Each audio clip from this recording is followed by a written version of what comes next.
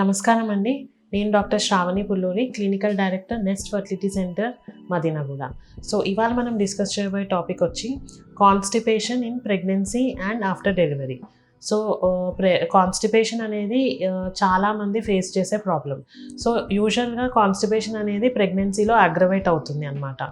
So ఎందుకు అని అంటే మెయిన్గా మన హార్మోన్స్ వల్ల, ప్రొజెస్ట్రాన్ హార్మోన్ వల్ల అండ్ ప్రొజెస్ట్రాన్ సప్లిమెంట్స్ తీసుకోవడం వల్ల ఏంటి అంటే ఈ కాన్స్టిపేషన్ ఇష్యూస్ అనేది చాలా ఎక్కువగా ఫేస్ చేస్తుంటారు. సో దీనికి మనం మెయిన్గా చేయవలసింది ఏంటి అని అంటే వాటర్ కంటెంట్ అనేది ఎక్కువగా తీసుకోవడం, like daily 4 to 5 liters of water తీసుకోవడం. అండ్ మార్నింగ్ లేవగానే ఎంప్టీ స్టమక్ పైన లూక్ వామ్ వాటర్, ఒక 1 liter of Luke warm water అంటే గోరువెచ్చని నీళ్ళు తాగడం వల్ల ఏంటి అంటే బవెల్ మొటిలిటీ అనేది స్టిమ్యులేట్ అవుతుంది అనమాట. సో దానివల్ల ఈ కాన్స్టిపేషన్ నుండి కొంతవరకు క్యూర్ అనేది ఉంటుంది. అండ్ దీంతో పాటు ఏంటంటే లైక్ సిరప్స్ ఉంటాయి అన్నమాట, మనకి ఈ బవెల్ మూమెంట్ కోసం సిరప్స్ కూడా అవైలబుల్ ఉంటాయి. కాకపోతే ఏంటి అంటే మన బవెల్ని దానికి అలవాటు పరచుకోకుండా మరీ సివియర్ ఉన్నప్పుడు మాత్రమే ఈ టాబ్లెట్స్ అండ్ సిరప్స్ యూజ్ చేయడం మంచిది. వేరే టైంలో ఏంటి అంటే న్యాచురల్ పద్ధతుల్లో లైక్ పీచు పదార్థాలు ఎక్కువ తినడము, వాటర్ ఎక్కువ తాగడము, అండ్ నాన్ వెజ్ తినేవాళ్ళు ఎక్కువగా నాన్ వెజ్ తినకపోవడము, వీక్లీ వన్స్కి లిమిట్ చేసుకోవడము, ఆకుకూరలు ఇట్లాంటి ఫైబర్ రిచ్ కంటెంట్ ఫుడ్ తినడం వల్ల ఏంటి అంటే ఈ ప్రాబ్లం నుండి కొంతవరకు మనకి రిలీఫ్ అనేది ఉంటుందన్నమాట.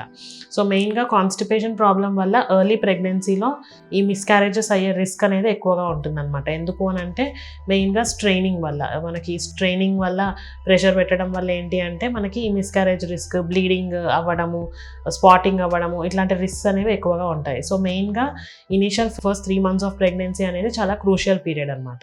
సో ఈ టైంలో ఏంటి అంటే మనం అప్పుడప్పుడే ఈ ప్రొజెస్ట్రాన్ హార్మోన్ ఎక్కువ ప్రొడ్యూస్ అవ్వడము, మన బాడీకి అది ఓవర్ అవ్వడము, దానివల్ల ఏంటి అంటే constipation issues initial 3 months of ప్రెగ్నెన్సీలో ఎక్కువగా ఉంటాయి.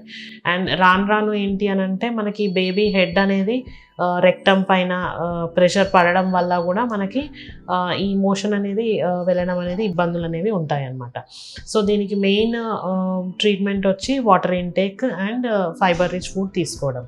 అండ్ ఇంకోటి ఏంటి అంటే చాలామందికి డెలివరీ తర్వాత కూడా ఈ కాన్స్టిపేషన్ ఇష్యూస్ అనేవి ఎక్కువగా ఉంటాయి. మెయిన్గా దీనికి రీజన్ ఏంటి అంటే లైక్ డెలివరీ తర్వాత మనకి నార్మల్గా మూమెంట్, నడవడం అనేది అది మూమెంట్ అనేది తగ్గిస్తారన్నమాట, బాడీ మొబిలిటీ అనేది తగ్గుతుంది. సో అండ్ దానివల్ల బవెల్ మూమెంట్ అనేది అంత మంచిగా ఇనిషియేట్ అవ్వదు. అండ్ ఇంకోటి ఏంటి అంటే ఫుడ్ రెస్ట్రిక్షన్స్ అనేవి చాలామందికి ఇంట్లో ఉంటాయి అన్నమాట. లైక్ ఇది తినొద్దు, అది తినొద్దు, అన్నం కూడా ఇంత లిమిటెడ్ క్వాంటిటీలో తినాలి, వాటర్ ఎక్కువ తాగొద్దు, ఇట్లాంటివన్నీ ఉండడం వల్ల కూడా మనకి బవల్ అనేది ప్రాపర్గా స్టిమ్యులేట్ అవ్వకపోవడం వల్ల ఈ కాన్స్టిపేషన్ ఇష్యూస్ అనేవి ఉంటాయి. సో అందుకే ఏంటి అంటే పోస్ట్ డెలివరీ కూడా స్పెషలీ సిజేరియన్ అయిన వాళ్ళు కూడా ఎక్కువ వాటర్ అనేది తీసుకోవాలి. ఎందుకు అంటే సిజేరియన్ తర్వాత చాలామందికి స్పైనల్ హెడేక్ అని కూడా కంప్లైంట్ చేస్తారు. అంటే ఏంటి అంటే లైక్ కూర్చుంటే హెడేక్ రావడం, పడుకుంటే తగ్గడం, ఇది typical symptom of spinal headache అనమాట. సో దీనివల్ల కూడా చాలా ప్రాబ్లం అనేది ఫేస్ చేస్తారు. సో దీనికి కూడా మెయిన్ ట్రీట్మెంట్ ఏంటి అంటే 4 to 5 liters ఆఫ్ వాటర్ తీసుకోవడం మాత్రమే. సో అలాగే fibre rich food after delivery కూడా ఫైబర్ రిచ్ ఫుడ్, ఆకుకూరలు, లైక్ నాన్ వెజ్ కొద్ది రోజులు మానేసి ఫైబర్ కంటెంట్ రిచ్ ఉన్న ఫుడ్స్ తీసుకోవడము, ఫ్రూట్స్ తీసుకోవడము, ఇట్లాంటివన్నీ చేస్తే ఏంటంటే మనకి కాన్స్టిపేషన్ ప్రాబ్లం నుండి మనకి రిలీఫ్ అనేది ఉంటుంది. సో దీని గురించి ఇంకేమైనా వివరాలు తెలుసుకోవాలన్నా కానీ feel free to visit Nest Fertility Centre Madinaguda. అలాగే తప్పక మా ఛానల్ని సబ్స్క్రైబ్ చేయండి, కింద ఉన్న బెల్ ఐకాన్ని ప్రెస్ చేయండి. Thank you.